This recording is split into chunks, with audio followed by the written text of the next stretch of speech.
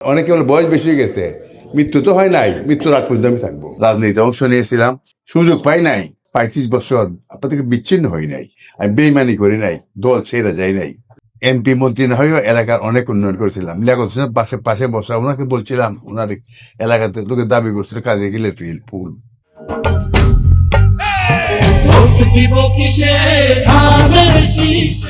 আমি হাসতে হাসতে বলছিলাম, ঠিক আমি এমপি না মন্ত্রী না, এত বড় সমস্যা, এত বড় বুঝা আমার উপরে চাপাইলেন, আলহামদুলিল্লাহ কবুল। শুক্রবার সন্ধ্যে বাদ আসর উনি বলছিলেন, আল্লাহ বাদ আসর যে সব কথা বলে আল্লাহ কিন্তু কবুল করেন, কথা ঠিক না?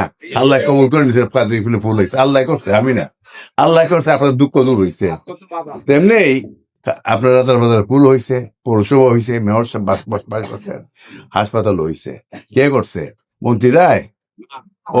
অবহেলিত যে এখন পর্যন্ত মানুষের ভালোবাসা, চুনারগড়ের মানুষের ভালোবাসা অর্জন করতে পারে নাই। আপনাদের বিরুদ্ধে কোনো নালিশ নাই, কোনো অভিযোগ নাই।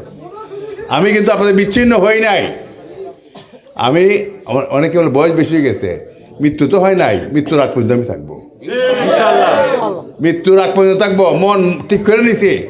আমার পরিবারের সময় দেওয়ার কোনো প্রয়োজন নাই, পরিবারের কোনো দাবি নাই আমার উপরে, পরিবারের কিছু চাহিদা নাই আমার উপরে। চাহিদা আছে আপনাদের, ওই যে বললেন সমস্যা, রাস্তা নাই, পুল নাই, কি খেলার মাঠ নাই, এইসব অনেক কিছু বলছেন। তো আমার পরিবারের কোনো দাবি নাই।